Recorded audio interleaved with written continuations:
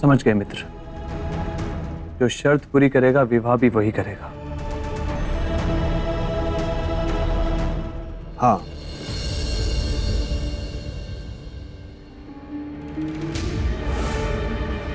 परंतु ये कैसे संभव है मित्र कि शर्त हम पूरी करें और विवाह तुम करो?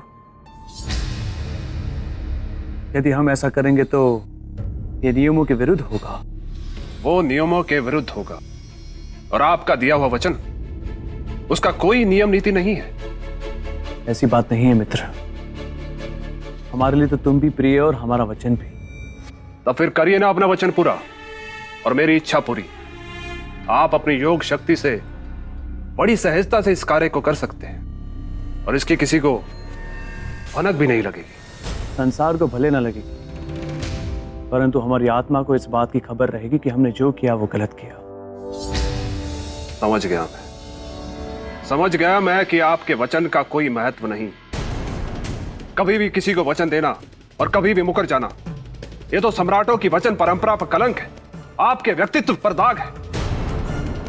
चक्रवर्ती सम्राट विक्रमादित्य, मैं आपकी महानता, आपके धर्म, आपके यश, आपके पराक्रम, आपके सब कुछ को समाप्त होते हुए देख रहा हूं मैं।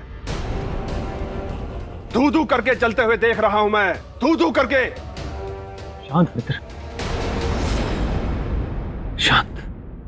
सच्चा मित्र हूं मैं, इसीलिए अपने मित्र का नाश होते हुए देखने से पहले यहां से चले जाना चाहता हूं। अब कुछ शेष नहीं रहा, इसीलिए जा रहा हूं। किंतु इस बात की चिंता रहेगी कि मेरे मित्र ने अपने वचन धर्म की रक्षा नहीं की, जबकि वो कर सकता था। अच्छा, अब आ गया।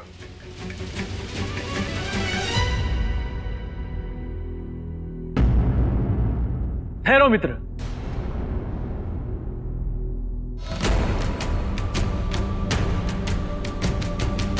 हम करेंगे रक्षा अपने वचन धर्म की,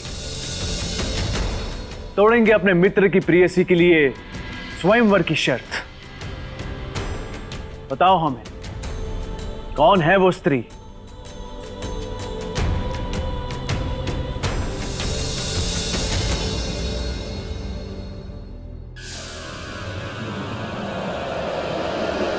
सेवल देश की राजकुमार चित्रलेखा।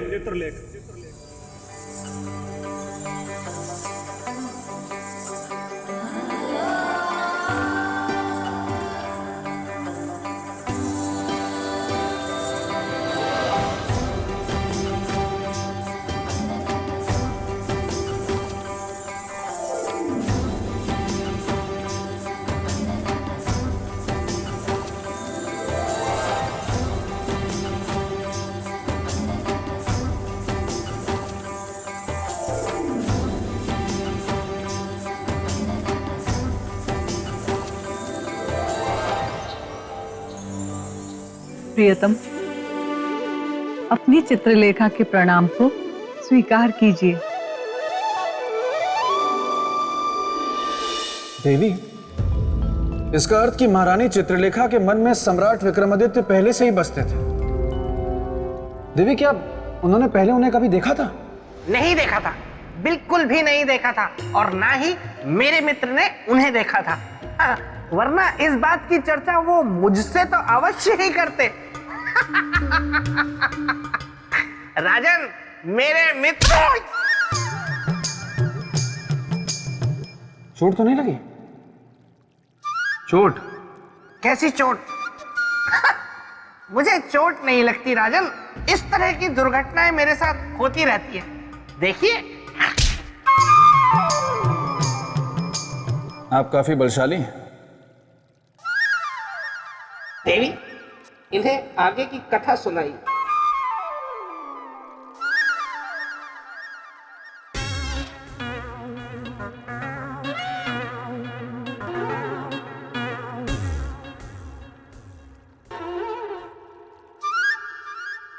देवी, पहेली तो काफी उलझती जा रही है। महारानी चित्रलेखा के मन में बसते हैं सम्राट विक्रमादित्य, और सम्राट विक्रमादित्य के मित्र मार्तंड के मन में बसती हैं महारानी चित्रलेखा। स्थिति तो काफी उलझते जा रहे हैं। और सम्राट ने उन्हें वचन भी दे दिया विवाह करवाने का। तो ऐसे में क्या हुआ होगा देवी? वही होगा जो विधाता के मन में होगा, और उनके मन में क्या है ये तो ना हम जानते हैं, ना आप जानते हैं, और ना वे लोग। देखते रहे कि समय की सुई कहां जाकर रुकती है। देवी, बेताल, तुम पुनः यहाँ प्रकट हो गए? देवी, मेरा एक सुझाव है, सुझाव भी है, सुन लीजिए ना। मैं ये चाहता हूं कि इस प्रश्न का उत्तर राजा भोज दे कि क्या हुआ होगा या क्या होना चाहिए था आगे। बेताल, जो हुआ वो कोई प्रश्न नहीं है, वो तो एक घटना है जिसका पता इन्हें कैसे होगा। तो ठीक है, फिर छोड़िए, मैं एक प्रश्न इनसे पूछ लेता हूँ, और अगर ये उस प्रश्न का उत्तर नहीं दे पाए तो इन्हें हार स्वीकार करके सिंहासन को प्राप्त करने के बारे में भूलना होगा। और बेताल, यदि तुम शांत नहीं हुए तो तुम्हें यहाँ से हमेशा के लिए प्रस्थान करने के लिए हमें कुछ सोचना होगा। नहीं नहीं नहीं, मैं अब कुछ नहीं बोलूंगा, मैं एकदम शांत रहूंगा। अगर मैं एक शब्द भी बोलूं तो राजा भोज यही। तो राजन, राजकुमारी चित्रलेखा के स्वयंवर की तैयारियां हो चुकी थी, किंतु उनके हृदय में तो सम्राट विक्रमादित्य बसे थे। चित्रलेखा, देखो इसे, तुम यहाँ हो और मैंने सारा महल खोज डाला। यहाँ क्या कर रही हो? माँ चित्र बना रही थी। ये क्या?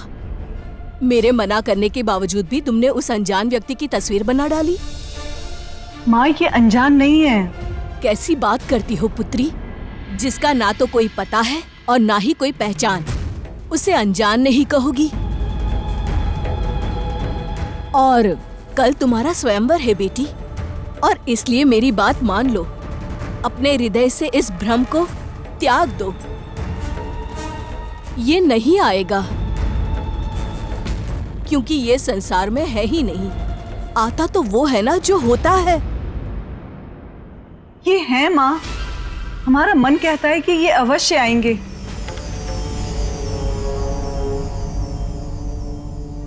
याद रखिएगा मित्र, आपको अपनी योग शक्ति के द्वारा केवल विवाह की शर्त को तोड़ना है, उस स्त्री से मेरे विवाह बंधन को नहीं।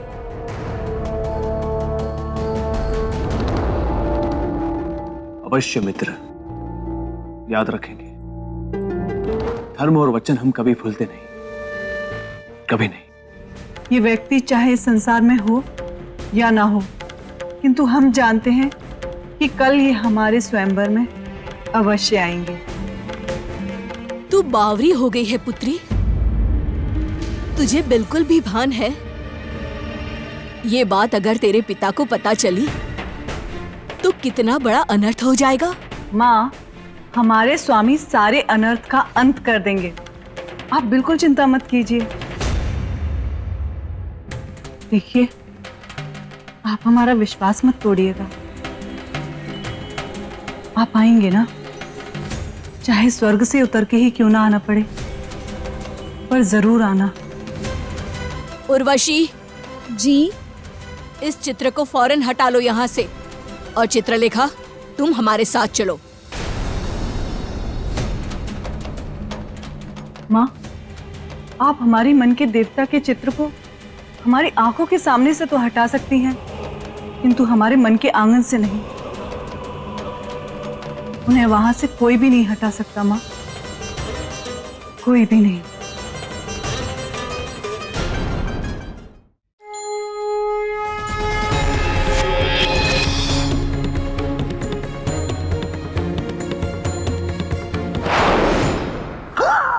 देवी, ये क्या कर रही हैं आप? इतने सारे फल राजा भोज को खाने को दे रही हैं। मुझे भी भूख लगी है, मुझे भी दीजिए। बेताल, सभी को फल मिलता है, मगर बारी बारी से। अभी बारी राजा भोज की है। फल खराब है। चख के देखता हूँ।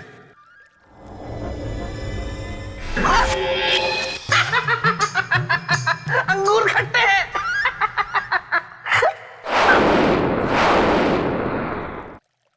देवी, फलों का इस तरह गायब होना, इसका क्या तात्पर्य है? राजन, जीवन में कभी कभी ऐसा भी होता है कि मनुष्य अपने लक्ष्य से केवल एक कदम की दूरी पर होता है, किंतु उसे प्राप्त नहीं कर पाता।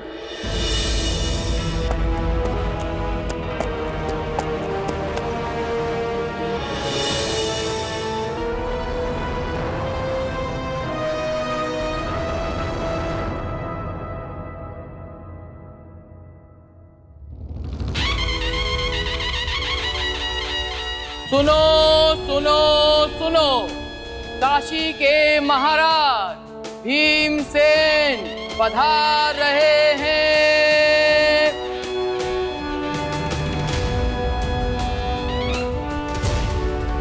सुनो सुनो सुनो, परम वीर चक्रवर्ती उज्जैन के सम्राट विक्रमादित्य पधार रहे हैं।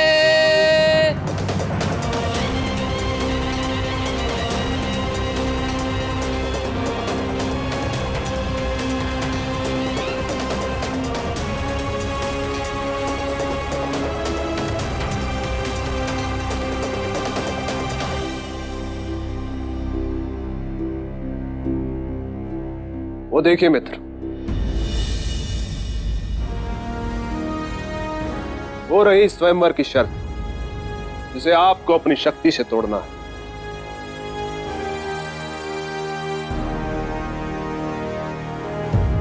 और मेरा विवाह राजकुमारी चित्रलेखा से करवाना है।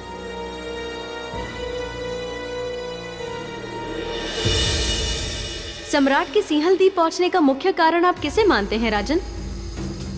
नियति को, या मार्तंड की इच्छा को, या फिर राजकुमारी चित्रलेखा के प्रेम को? देवी, सम्राट विक्रमादित्य का मित्र मार्तंड उनके सिंगल द्वीप पहुंचने का मात्र एक माध्यम है। वास्तविक कारण था राजकुमारी चित्रलेखा और उनका आत्मिक प्रेम, क्योंकि प्रेम ही है जो आत्मा को आत्मा से बांधता है, और फिर वही बंधन आगे जाके नियति बन जाता है। और उस समय सम्राट विक्रमादित्य के साथ यही घट रहा था देवी। आपने बिल्कुल सही व्याख्या की राजन। प्रेम ने चुंबक का कार्य किया, वो सम्राट को उस स्थान तक खींच तो अवश्य लाया, किंतु अब ये देखना रोचक होगा कि विजय किसकी होती है, सम्राट के वचन की या राजकुमारी के प्रेम की। राजकुमारी, राजकुमारी, क्या हुआ? ऐसी बावरी बनी भागती हुई क्यों चली आ रही हो? वो आ गए राजकुमारी, वो आ गए। कौन आ गए? अरे वही आपके तस्वीर वाले, आपके सपनों के राजकुमार। क्या? अपनी सौ, वो तो स्वयंवर सभा में पधार भी चुके हैं। हाँ,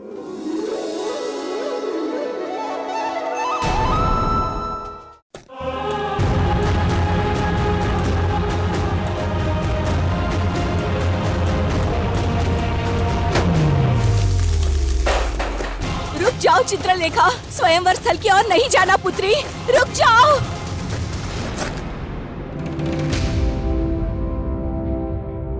मैं राजा धर्मदत्त इस दरबार में आए सभी राजाओं का सिंगल द्वीप में हार्दिक स्वागत और अभिनंदन करता हूं।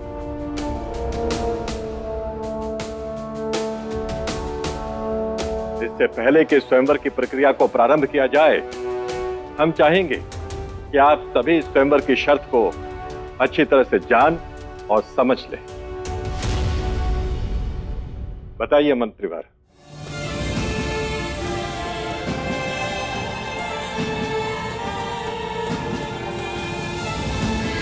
माननीय नरेशों, स्वयंवर की शर्त के अनुसार राजकुमारी चित्रलेखा उन्हें ही वरमाला पहनाएंगी जो अपने बाण से कलश को एक बार में भेद कर भगवान शिव का कलश में रखे दूध से अभिषेक करेंगे।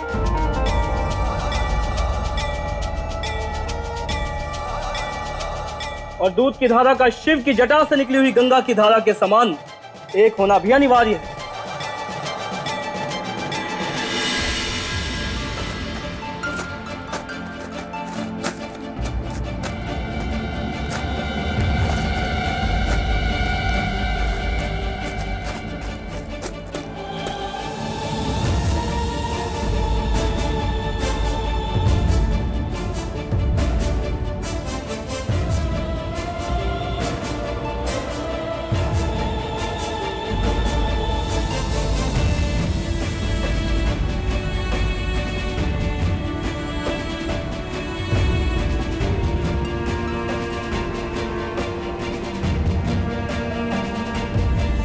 हमारे सपनों के राजकुमार आ गए आप।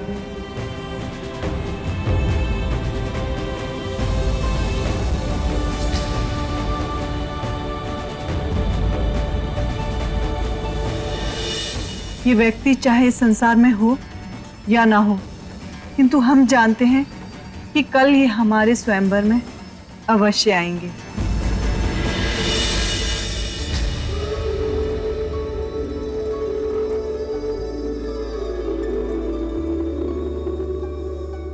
राजकुमारी, राजकुमारी, आपका अभी यहाँ आना अनुचित है।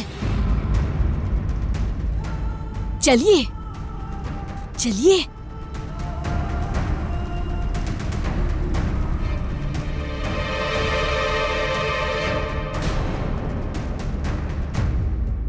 देखा मित्र, यही थी राजकुमारी चित्रलेखा, अप्सरा सी सुंदर, जिन्होंने मेरे मन को अपने वश में कर रखा है।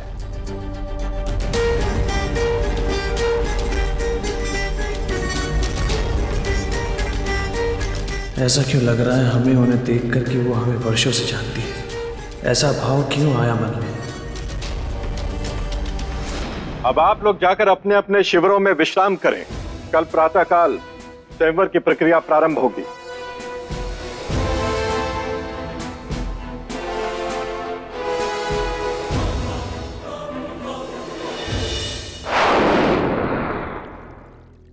देवी, मैं जानने को उत्सुक हूं कि आगे क्या होगा। राजकुमारी के ऐसे भरे दरबार में आ जाने से सिंहलदीप के महाराज बहुत क्रोधित हुए और कुछ न कुछ ऐसा अवश्य है जो आप मुझसे छिपा रही हैं। बताइए महाराज, बताइए, उस व्यवहार के पीछे का भेद क्या है? महाराज, आपकी लाडली का स्वास्थ्य। आप तो ठीक है, कुछ और आज जो आप मुझे बताना नहीं चाहते। एक बार मैं आपसे और पूछ रहा हूं महाराज कि राजकुमारी का इस प्रकार स्वयंवर कक्ष में सभी राजकीय मर्यादाओं को ताक पर रखकर चले आने के पीछे का मुख्य कारण क्या है? पिताश्री, आपको जो पूछना है आप हमसे पूछिए। आपके सारे प्रश्नों का उत्तर हमारे पास है। अर्थात कहना क्या चाहती हो तुम?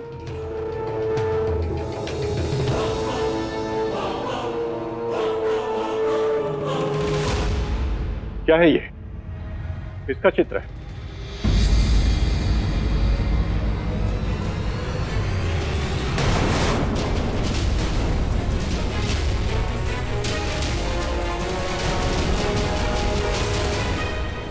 ये तो उज्जैन के चक्रवर्ती सम्राट विक्रमादित्य का चित्र है। बिल्कुल। ये आपके पास कैसे आया? इसे हमने स्वयं बनाया है। तुमने? और तुमने इसे कब देखा? कहां देखा? अब तक तो इन्हें हमने कल्पना में देखा था, पर चित्र बनाते समय हम इन्हें जानते भी नहीं थे। पर अब इन्हें हम जानते भी हैं और स्वयंवर कक्ष में देखने के बाद पहचानते भी हैं। और एक और बात पिताश्री,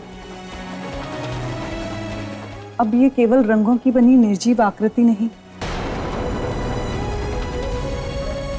बल्कि हमारे जीवन में रंगों को भरने वाली सजीव आकृति भी है। मतलब? हमने इन्हें अपने जीवन का अधिकारी चुन लिया है पिताश्री।